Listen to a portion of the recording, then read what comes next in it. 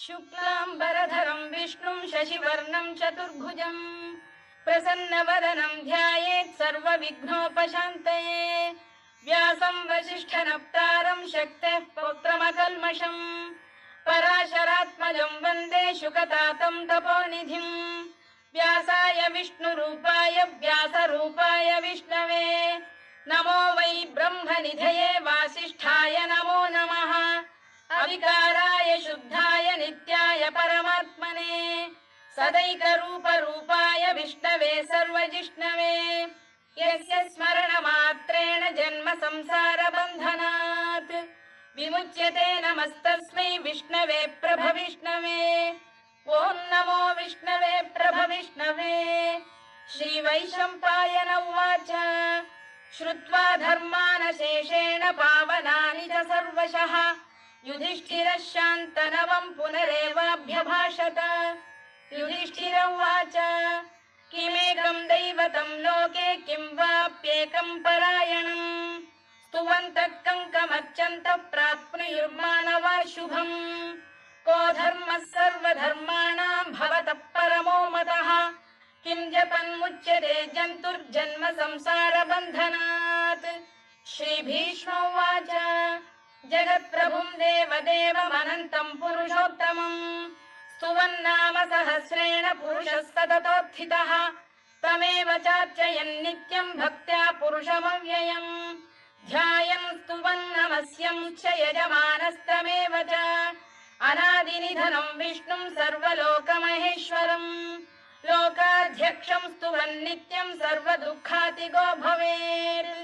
ब्रह्मण्यं सर्वधर्मज्ञं लोकानां कीर्तिवर्धनम्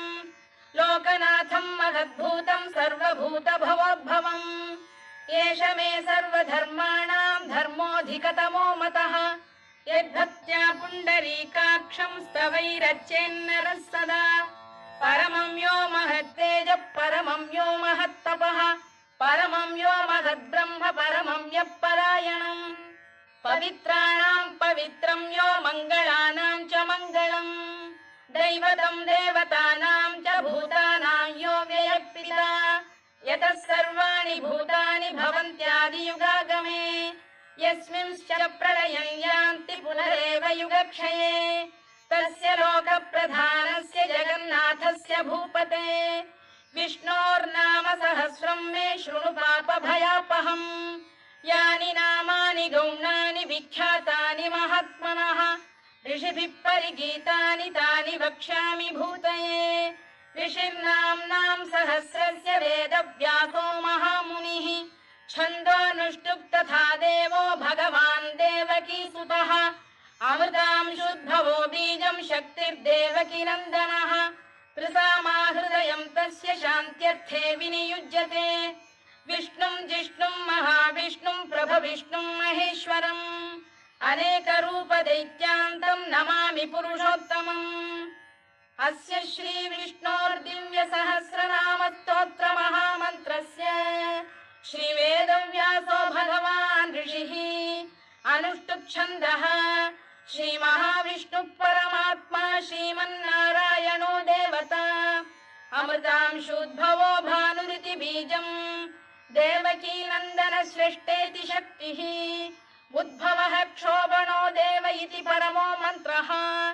शङ्खबृन्नन्दकी चक्रीति कीलकम् शार्ङ्गधन्वा गदाधर इत्यस्त्रम् रथाङ्गपाणिरक्षोभ्य इति नेत्रम् त्रिसामासामरः सामेति कवचम् आनन्दं परब्रह्मेति योनिः ऋतुः सुदर्शनकार इति दिग्बन्धः श्रीविश्वरूप इति ध्यानम् श्रीमहाविष्णुप्रीत्यर्थे सहस्रनाम जपे विनियोगः। ध्यानम् क्षीरोदन्वत्प्रदेशे शुचिमणिविलसत्सैकते मौक्तिकानाम् मालाक्लुप्तासनस्थस्फटिकमणिनिभैर्मौक्तिकैर्मण्डिताङ्गः शुभ्रैरभ्रैरदभ्रैरुपरि विरचितैर्मुक्तपीयूषवर्षैः आनन्दीनः पुनीयादरिनलिन गदा शङ्खपाणिर्मुकुन्दः भूः पादौ यस्य नाभिर्वियलसुरनिलश्चन्द्रसूर्यौ च नेत्रे कर्णावाशा शिरोद्यौर्मुखमपि दहनो यस्य वास्तेयमब्धिः अन्तस्थं यस्य विश्वं सुरनरखगो भोगि गन्धर्वदैत्यैः चित्रं रम्यते तं त्रिभुवन वपुषं विष्णुमीशं नमामि। ॐ नमो भगवते वासुदेवाय। शान्ताकारं भुजगशयनं पद्मनाभं सुरेशं विश्वाधारं गगनसदृशं मेघवर्णं शुभाङ्गं लक्ष्मीकान्तं कमलनयनं योगिधृध्यानगम्यं वन्दे विष्णुं भवभयहरं सर्वलोकैकनाथम्। मेघश्यामं पीतकौशेयवासं श्रीवत्साङ्कं कौस्तुभोद्भासिताङ्गम् पुण्योपेतं पुण्डरीकायताक्षं विष्णुं वन्दे सर्वलोकैकनाथम्। नमः समस्तभूतानामादिभूताय भूभृते अनेकरूपरूपाय विष्णवे प्रभविष्णवे सशङ्खचक्रं सकिरीटकुण्डलं सपीतवस्त्रं सरसीरुहेक्षणं सहारवक्षस्थलशोभिकौस्तुभं नमामि विष्णुं शिरसा चतुर्भुजम्। छायायां पारिजातस्य हेमसिंहासनोपरि आसीनमम्बुदश्याममायताक्षमलङ्कृतम् चन्द्राननं चतुर्बाहुं श्रीवत्साङ्कितवक्षसम् रुक्मिणी सत्यभामाभ्यां सहितं कृष्णमाश्रये।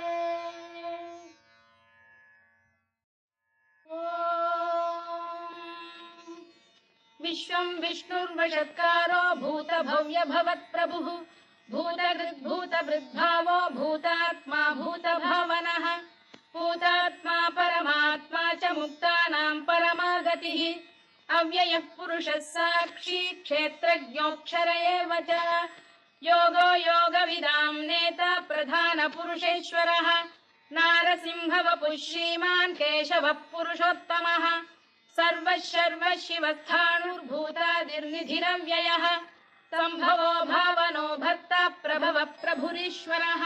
स्वयंभूः शम्भुरादित्यः पुष्कराक्षो महास्वनः अनादिनिधनो धाता विधाता धातुरुत्तमः अप्रमेयो ऋषिकेशः पद्मनाभोऽमरप्रभुः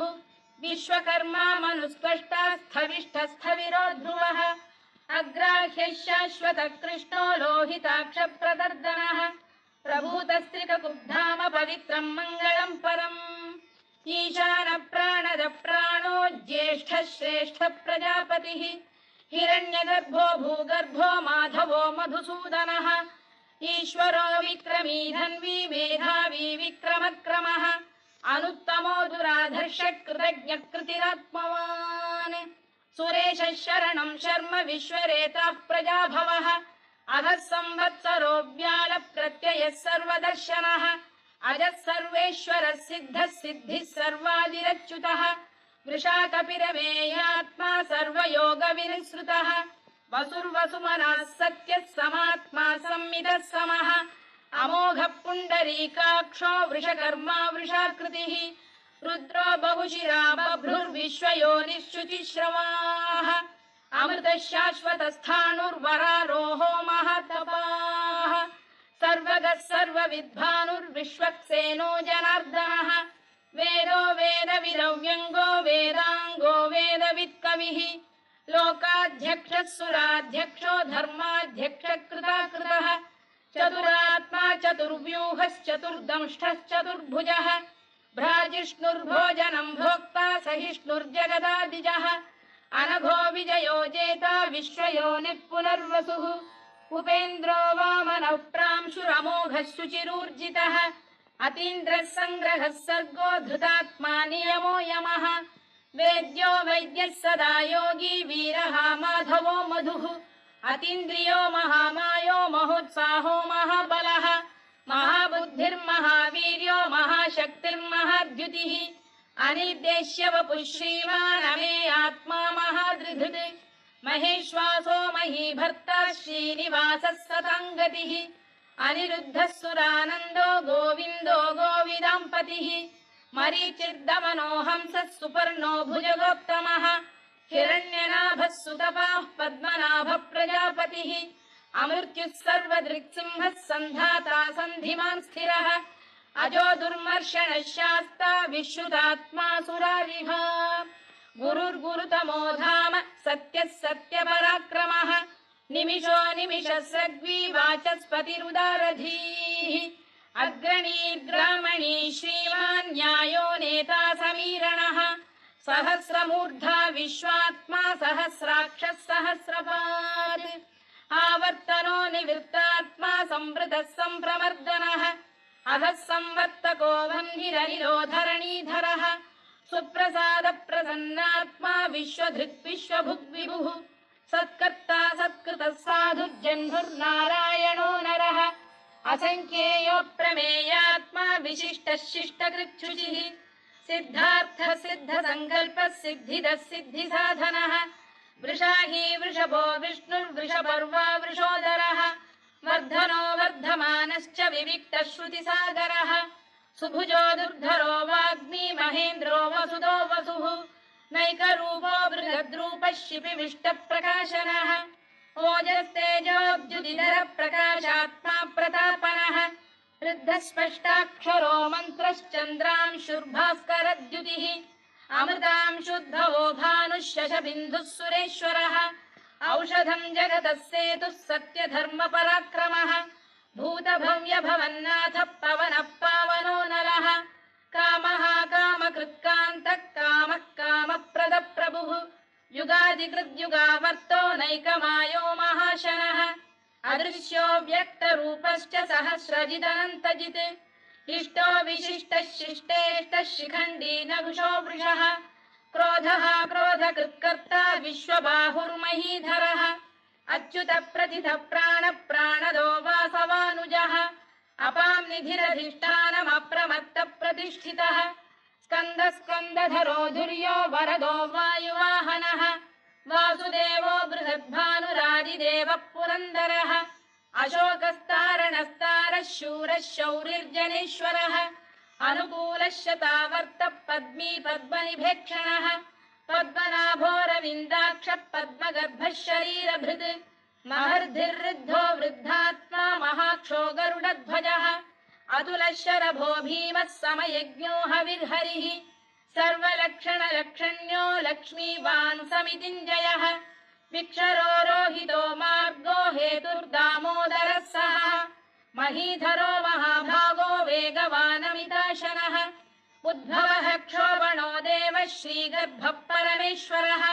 करणं कारणं कर्ता विकर्ता गहनो गुहः व्यवसायो व्यवस्थानः संस्थानस्थानदो ध्रुवः परद्धिः परमस्पष्टस्तुष्टः पुष्टः शुभेक्षणः रामो विरामो विरतो मार्गो नेयो नयोनयः वीरः शक्तिमतां श्रेष्ठो धर्मो धर्मविदुत्तमः वैकुण्ठः पुरुषः प्राणद प्रणवपृतुः हिरण्यगर्भः शत्रुघ्नो व्याप्तो वायुरधोक्षजः ऋतुः सुदर्शनकारः परमेष्ठी परिग्रहः उग्रः संवत्सरो दक्षो विश्रामो विश्वदक्षिणः विस्तारस्थावरस्थाणुः प्रमाणं बीजमव्ययम् अर्थोऽनर्थो महाकोशो महाभोगो महाधनः अनिर्विण्णस्थविष्ठो भूर्धर्मयूपो महामखः नक्षत्रनेमिर्नक्षत्री क्षमः क्षामः समीहनः यज्ञयुज्यो महेज्यश्च क्रतुः सत्रं सदां गतिः सर्वदर्शी विमुक्तात्मा सर्वज्ञो ज्ञानमुत्तमम् सुव्रतः सुमुखः सूक्ष्मः सुघोषः सुखदः सुहृद् मनोहरो जितक्रोधो वीरबाहुर्विदारणः स्वापनः स्ववशो व्यापी नैकात्मा नैककर्मकृत् वत्सलो वत्सी रत्नगर्भोधनेश्वरः धर्मकृद्धर्मी सदसक्षरमक्षरम् अविज्ञाता सहस्रांशुर्विधाता कृतलक्षणः गभस्तिनेमिः सप्तस्तः सिंहो भूतमहेश्वरः आदिदेवो महादेवो देवेशो देवभृद्गुरुः उत्तरो गोपतिर्गोप्ता ज्ञानगम्यः पुरातनः शरीरभूतभृद्भोक्ता कपीन्द्रो भूरि दक्षिणः सोमपोऽमृतपः सोमः पुरुजित् पुरुषत्तमः विनयो जयः सत्यसन्धो दाशार्हः सात्वतां पतिः जीवो विनयिता साक्षी मुकुन्दो मितविक्रमः अम्भोनिधिरनन्तात्मा महोदधिशयोऽन्तकः अजो महार्घ स्वाभाव्यो जितामित्रप्रमोदनः आनन्दो नन्दनो नन्दः सत्यधर्मात्रिविक्रमः महर्षि कपिलाचार्यः कृतज्ञो मेदिनीपतिः त्रिपदस्त्रिदशाध्यक्षो महाशृङ्गकृतान्तकृत् महावराहो गोविन्दः सुषेणः कनकाङ्गनी गुह्यो गभीरो गहनो गुप्तश्चक्रगदाधरः मेधास्वाङ्गो जितकृष्णो दृढः सङ्कर्षणोच्युतः वरुणो वारुणो वृक्षः पुष्कराक्षो महामनाः भगवान् बलहानन्दी वनमाली हलायुधः आदित्यो ज्योतिरादित्यः सहिष्णुर्गतिसत्तमः सुधन्वाखण्ड परशुर्दारुणो द्रविणप्रदः दिवस्पृक् सर्वदृग्व्यासो वाचस्पतिरयो निजः त्रिसामासामगः साम निर्वाणम् भेषजम् भिषज सन्न्यासकृच्छमशान्तो निष्ठा शान्तिपरायणम् शुभाङ्गः शान्तिदः स्रष्टा कुमुदः कुवलेशयः गोहितो गोपतिर्गोप्ता वृषभाक्षो वृषप्रियः अनिवर्ती निवृत्तात्मा संक्षेप्ताक्षेमकृत् शिवः श्रीवत्सवक्षः श्रीवासः श्रीपतिः श्रीमताम्बरः श्रीधः श्रीशः श्रीनिवासः श्रीनिधिः श्रीविभावनः श्रीधर श्रीकर श्रेयः श्रीमान् लोकत्रयाश्रयः स्वक्षः स्वङ्गः शतानन्दो नन्दिर्ज्योतिर्गणेश्वरः विजितात्मा विधेयात्मा सत्कीर्तिश्चिन्न संशयः उदीर्णः सर्वतश्चक्षुरनीशः शाश्वतः स्थिरः भूषयो भूषणो भूतिर्विशोकः शोकनाशनः अर्चिष्मानर्चितः कुम्भो विशुद्धात्मा विशोधनः अनिरुद्धो प्रतिरथः प्रद्युम्नो मितविक्रमः कालनेमिनिः वीरः शौरिः शूरजनेश्वरः त्रिलोकात्मा त्रिलोकेशः केशवः केशिः हरिः कामदेवः कामपालः कामी कान्तकृतागमः अनिर्देश्य वपुर्विष्णुर्वीरोऽनन्तो धनञ्जयः ब्रह्मण्यो ब्रह्मकृद्ब्रह्मा ब्रह्म ब्रह्मविवर्धनः ब्रह्मविब्राह्मणो ब्रह्मी ब्रह्मज्ञो ब्राह्मणप्रियः महाकमो महाकर्मा महातेजा महोरगः महाक्रतुर्महायज्वा महायज्ञो महाहविः स्तव्यस्तव प्रियस्तोत्रम् स्तुतिस्तोतारणप्रियः पूर्णः पूरयिता पुण्यः पुण्यकीर्तिरनामयः मनोजवस्तीर्थकरो वसुरेता वसुप्रदः वसुप्रदो वासुदेवो वसुर्वसुमनाहविः सद्गतिः सत्कृतिः सत्ता सद्भूतिः सत्परायणः शूरसेनो यदुश्रेष्ठः सन्निवासः सुयामुनः भूतावासो वासुदेवः सर्वासु निलयो नलः दर्पः दर्पदो दृप्तो दुर्धरोऽथा पराजितः विश्वमूर्तिर्महामूर्तिर्दीप्तमूर्तिरमूर्तिमान् अनेकमूर्तिरव्यक्तः शतमूर्तिः शताननः एकोनैकः स वक्र किं यत्तत्पदमनुत्तमम् लोकबन्धुर्लोकनाथो माधवो भक्तवत्सलः सुवर्णवर्णो हेमाङ्गो वराङ्गश्चन्दनाङ्गदी वीरः विषमः शून्यो घृताशीरचरश्चरः अमानी मानदो मान्यो लोकस्वामी त्रिलोकधृत् सुमेधा मेधजो धन्यः सत्यमेधाधराधरः तेजो वृषोद्युतिधरः सर्वशत्रभृताम्बरः प्रग्रहो निग्रहो व्यग्रो नैकशृङ्गो गदाग्रजः चतुर्मूर्तिश्चतुर्बाहुश्चतुर्व्यूहश्चतुर्गतिः चतुरात्मा चतुर्भावश्चतुर्वेदविदेकपात् समावर्तो निवृत्तात्मा दुर्जयो दुरतिक्रमः दुर्लभो दुर्गमो दुर्गो दुरावासो दुरारिः शुभाङ्गो लोकसारङ्गः सुतन्तुस्तन्तु वर्धनः इन्द्रकर्मा महाकर्मा कृतकर्मा कृतागमः उद्भवः सुन्दरः सुन्दो रत्ननाभः सुलोचनः अर्को वाजसनः शृङ्गी जयन्तः सर्वविजयी सुवर्णबिन्दुरक्षोभ्यः सर्ववागीश्वरेश्वरः महाह्रदो महागर्तो महाभूतो महानिधिः कुमुदः कुन्दरः कुन्दः पर्जन्यः पावनो निलः अमृताशोऽमृतवपुः सर्वज्ञः सर्वतोमुखः सुलभः सुव्रतः सिद्धः शत्रुजिच्छत्रुतापनः न्यग्रोधोदुम्बरोश्चतश्चाणूरान्ध्रैषूदनः सहस्रार्चिः सप्तजिह्वः सप्तैधा सप्तवाहनः अमूर्तिरनघोचिन्त्यो भयकृद्भयनाशनः अणुबृहत्कृशस्थूलो गुणभृन्निर्गुणो महान् अधृतस्वधृतस्वास्य प्राग्वंशो वंशवर्धनः भारभृत्कथितो योगी योगीशः सर्वकामदः आश्रमश्रमणः क्षामः सुपर्णो वायुवाहनः धनुर्धरो धनुर्वेदो दण्डो दमयिता दमः अपराजितः सर्वसहो नियन्ता नियमो यमः सत्त्ववान् सात्विकः सत्यः सत्यधर्मपरायणः अभिप्रायप्रियार्होरप्रियकृत्प्रीतिवर्धनः विहाय सगदिर्ज्योतिः सुरुचिर्पुतभुग्विभुः रविर्विरोचनः सूर्यः सविता रविलोचनः अनन्तो हुतभुग्भोक्ता सुखदो नैकजोऽग्रजः अनिर्विण्णः सदामर्षी लोकाधिष्ठानमद्भुतः सनातनतमः कपिलः कपिरव्ययः स्वस्तिदः स्वस्तिकृत् स्वस्ति स्वस्ति भुक् स्वस्ति दक्षिणः अरौद्रः कुण्डली चक्री विक्रम्यूर्जितशासनः शब्दातिगः शब्दसः शिशिरः शर्वरीकरः अक्रूरपेशलो दक्षो दक्षिणः क्षमिणां वरः विद्वत्तमो वीतभयः पुण्यश्रवणकीर्तनः उत्तारणो दुष्कृतिः पुण्यो दुःस्वप्ननाशनः वीरः रक्षणः सन्तो जीवनपर्यवस्थितः अनन्तरूपोऽनन्तश्रीर्जितमन्युर्भयापहः चतुरश्रो गभीरात्मा विदिशो व्यादिशो दिशः अनादिर्भूर्भुवो लक्ष्मीः सुवीरो रुचिराङ्गदः जननो जनजन्मादिर्भीमो भीमपराक्रमः आधारनिलयो धाता पुष्पहासप्रजागरः ऊर्ध्वगः सत्त्वथाचार प्राणद प्रणवप्रणः प्रमाणं प्राणनिलय प्राणभृत्प्राणजीवनः तत्त्वं तत्त्वविदेकात्मा जन्म मृत्युजरातिगः भूर्भुवः स्वस्तरुस्तारः सविता प्रपितामहः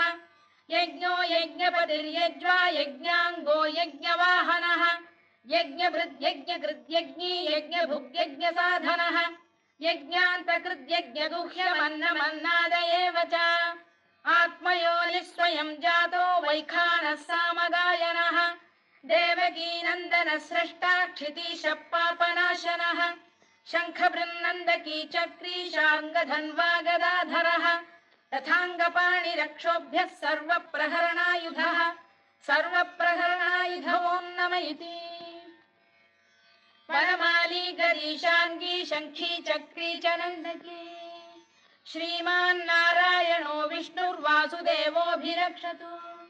वनमाली गरीशाङ्गी शङ्खी चक्री च नन्दकी श्रीमान्नारायणो विष्णुर्वासुदेवोऽभिरक्षतु वनमाली गरीशाङ्गी शङ्खी चक्री च नन्दकी श्रीमान्नारायणो विष्णुर्वासुदेवोऽभिरक्षतु इतीदं कीर्तनीयस्य केशवस्य महात्मनः नाम्नां सहस्रं दिव्यानामशेषेण प्रकीर्तितम् य इदं शृणुयात् नित्यं यश्चापि परिकीर्तयेत् नाशुभं प्राप्नुयात् किञ्चित् सोमुत्प्रेह च मानवः वेदान्तको ब्राह्मणः स्यात् क्षत्रियो विजयी भवेत् वैश्यो धनसमृद्धः स्यात् शूद्रः सुखमवाप्नुयात् धर्मार्थी प्राप्नुयात् धर्ममर्थार्थी चार्थमाप्नुयात् कामानवाप्नुयात् कामी प्रजार्थी चाप्नुयात् प्रजाम् भक्तिमान् यः सदोत्थाय शुचिस्तद्गतमानसः सहस्रं वासुदेवस्य नाम्नामेतत्र कीर्तयेत् यशः प्राप्नोति विपुलं याति प्राधान्यमेव च अचलां श्रियमाप्नोति श्रेयः प्राप्नोत्यनुत्तमम् न भयं क्वचिदाप्नोति वीर्यं तेजश्च विन्दति भवत्यरोगोद्युतिमान् बलरूपगुणान्वितः रोगार्तो मुच्यते रोगात् बद्धो मुच्येत बन्धनात् भयान्मुच्येत भीतस्तु मुच्येतापन्न आपदः दुर्गाण्यतितरत्याशु पुरुषः पुरुषोत्तमम् सुवन्नाम सहस्रेण नित्यं भक्तिसमन्वितः वासुदेवाश्रयो मर्त्यो वासुदेवपरायणः सर्वपापविशुद्धात्मा याति ब्रह्म सनातनम् न वासुदेव भक्तानामशुभं विद्यते क्वचित् जन्म मृत्युजरा व्याधि भयं नैवोपजायते इमं स्तवमधीयानः श्रद्धा भक्ति समन्वितः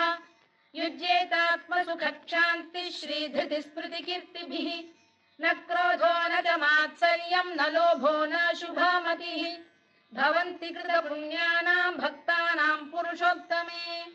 द्यौः स चन्द्रार्कनक्षत्राखं दिशो भूर्महो दधिः वासुदेवस्य वीर्येण विधृतानि महात्मनः ससुरासुरगन्धर्वं स यक्षोरगराक्षसम् जगत्वशे वर्ततेदं कृष्णस्य सचराचरम् इन्द्रियाणि मनो बुद्धिः सत्त्वं तेजो बलं धृतिः वासुदेवात्मकान्याहुः क्षेत्रं क्षेत्रज्ञ एव च सर्वागमानामाचार प्रथमं परिकल्पते आचार प्रभवो धर्मो धर्मस्य प्रभुरच्युतः ऋषयः पितरो देवा महाभूतानि धातवः जङ्गमा जङ्गमं चेदं जगन्नारायणोद्भवम् योगो ज्ञानं तथा साङ्ख्यं विद्या शिल्पादिकर्म च वेदाः शास्त्राणि विज्ञानमेतत् सर्वं जनार्दनात् एको विष्णुर्महद्भूतं पृथग्भूतान्यनेकशः त्रीन् लोकान् व्याप्य भूतात्मा भुङ्क्ते विश्वभुवव्ययः इमं स्तवं भगवतो विष्णोर्व्यासेन कीर्तितम् पठेद्य इच्छेत् पुरुषः श्रेयः प्राप्तुं सुखानि च विश्वेश्वरमजं देवं जगतः प्रभुमव्ययम् भजन्ति ये पुष्कराक्षं न ते यान्ति पराभवम् न ते यान्ति पराभवम् ओन्नम इति अर्जुनोवाच पद्मपत्र विशालाक्ष पद्मनाभ सुरोत्तमा भक्तानामनुरक्तानां त्राता भव जनार्दन श्रीभगवानुवाच यो मां नाम सहस्रेण स्तोतुमिच्छति पाण्डव सोऽहमेकेन श्लोकेन स्तुत एव न संशयः स्तुत एव न संशयोऽन्नम इति व्यास उवाच वासनाद् वासुदेवस्य वासितं भुवनत्रयम् सर्वभूतनिवासोऽसि वासुदेव नमोऽस्तु ते वासुदेव नमोऽस्तु ते ओन्नम इति पार्वत्युवाच केनोपायेन लघुना विष्णोर्नाम सहस्रकम् पठ्यते पण्डितैर्नित्यं श्रोतुमिच्छाम्यहं प्रभो ईश्वर उवाच श्रीराम राम रामेति रमे रामे मनोरमे सहस्रनाम तत्तुल्यं राम नाम वरानने श्रीराम राम रामेति रमे रामे मनोरमे सहस्रनाम तत्तुल्यं राम नाम वरानने श्रीराम राम रामेति रमे रामे मनोरमे सहस्रनाम तत्तुल्यं राम नाम वरानने राम नाम वरानन ओन्नम इति ब्रह्मोवाच नमोऽस्त्वनन्ताय सहस्रमूर्तये सहस्रपादाक्षि शिरोरुबाहवे सहस्रनाम्ने पुरुषाय शाश्वते सहस्रकोटियुगधारिणे नमः सहस्रकोटियुगधारिणे नमः ओन्नम इति सञ्जय उवाच यत्र योगेश्वर कृष्णो यत्र पार्थो धनुर्धरः तत्र श्रीविजयो भूतिर्ध्रुवा नीतिर्मतिर्मम श्रीभगवानुवाच अनन्याश्चिन्तयन्तो मां ये जनाः पर्युपासते तेषां नित्याभियुक्तानां योगक्षेमं वहाम्यहम् परित्राणाय साधूनां विनाशाय च दुष्कृतां धर्म संस्थापनार्थाय संभवामि युगे युगे आर्ता विषण्णाः शिथिलाश्च भीता घोरेषु च व्याधिषु वर्तमानाः संकीर्त्य नारायण शब्दमात्रं विमुक्तदुःखाः सुखिनो भवन्तु कायेन वाचा मनसेन्द्रियैर्वा बुद्ध्यात्मना वा प्रकृते स्वभावात्